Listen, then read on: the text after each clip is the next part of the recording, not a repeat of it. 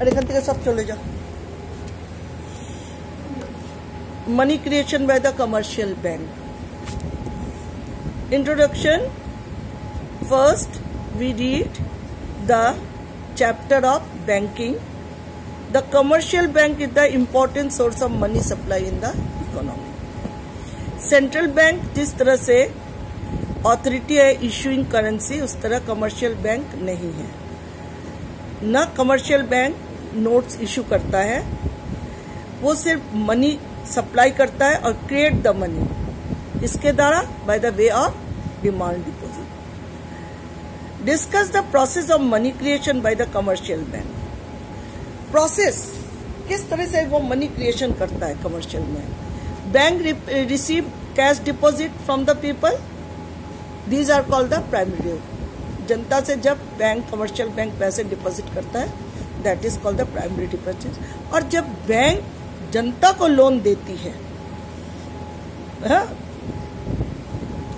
अपने cash reserve से देती है, money is lend by the commercial bank not in the form of cash but in the form of credit entry, तो that is called the secondary deposit.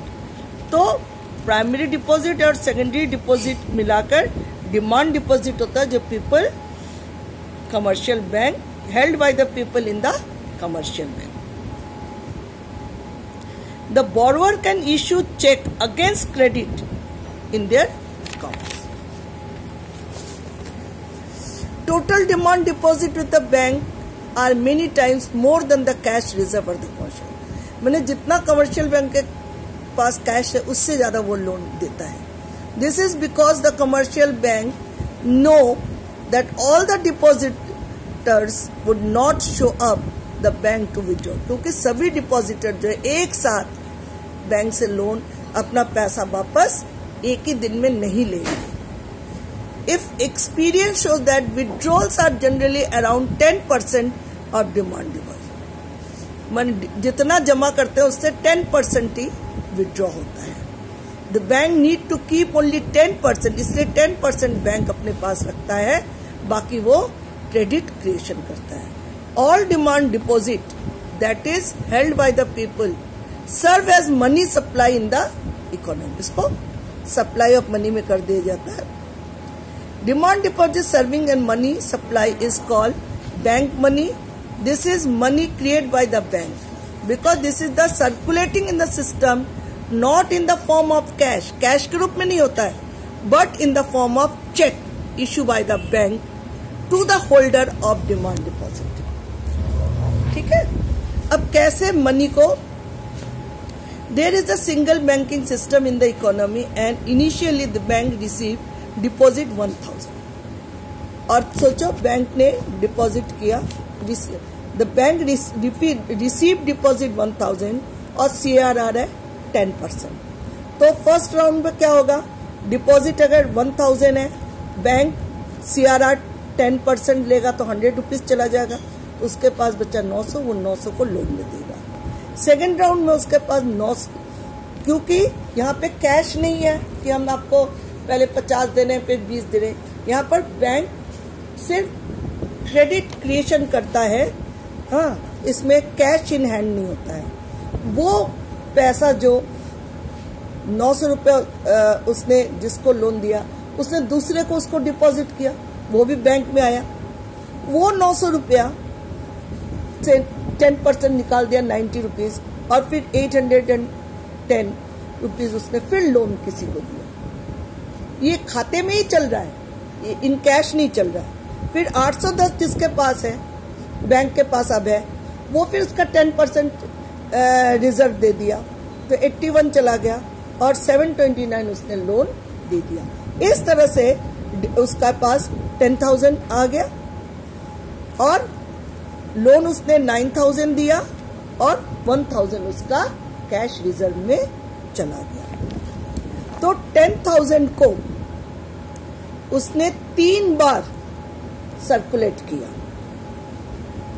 पहले round में 1000, second round में 900 और third round में 810। Demand deposit is equal to 1 CRR into cash reserve. This is the formula. हाँ, तो आपको क्या आ जा रहा है, demand deposit is 1/CRR, 1/CRR mean 10% into cash reserve आपका 1000, तो 10 इंटू 1000 तो आपका 10,000 हो गया। इस तरह से आपने 1000 को 10,000 में परिवर्तित कर दिया। 1000 रुपये को आपने किस तरह से सर्कुलेट किया, पहले 1000 रुपये से 10% निकाला, 100 निकाल दिया, 900 लोन दिया, फिर वो 900 रुपये आपके पास फिर वापस है, उस 900 रुपये से 10% आपने 90 वापस कर दिया, कैश रिजर्व कर दिया, 810 रुपये बचा। फिर 810 रुपये को आपने 81 10% निकाल दिया, 700। इस तरह से आपने 1000 का 10,000 कर लिया। दिस इज द क्या है, credit control,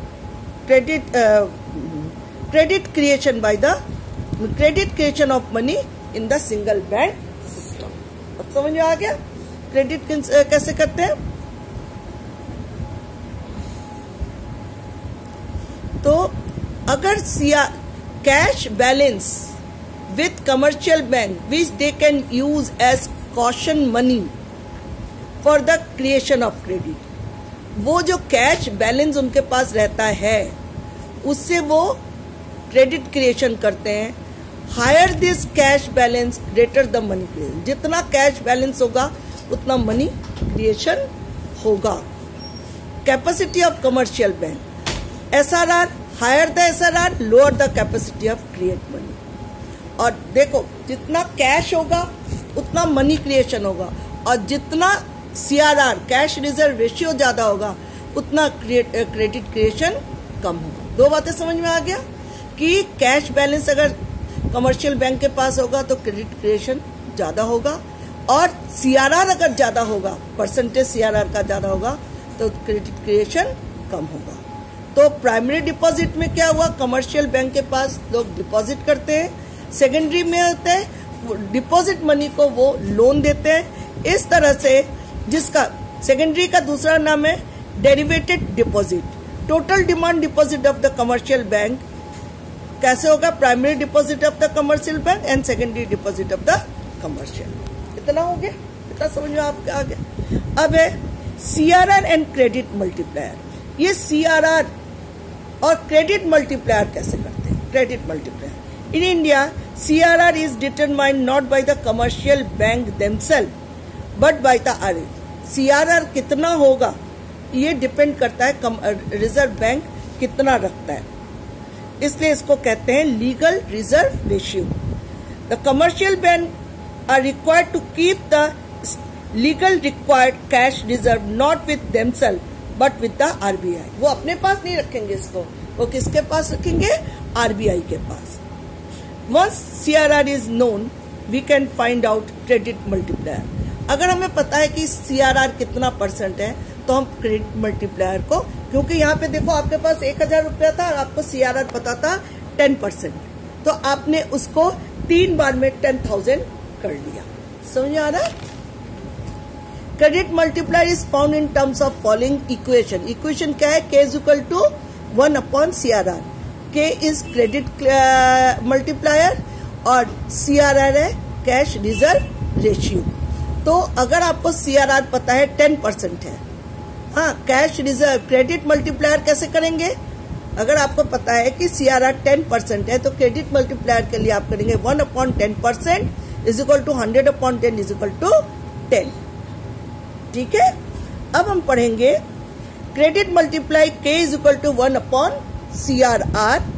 Here credit multiplier in India, CRR is fixed by the RBI.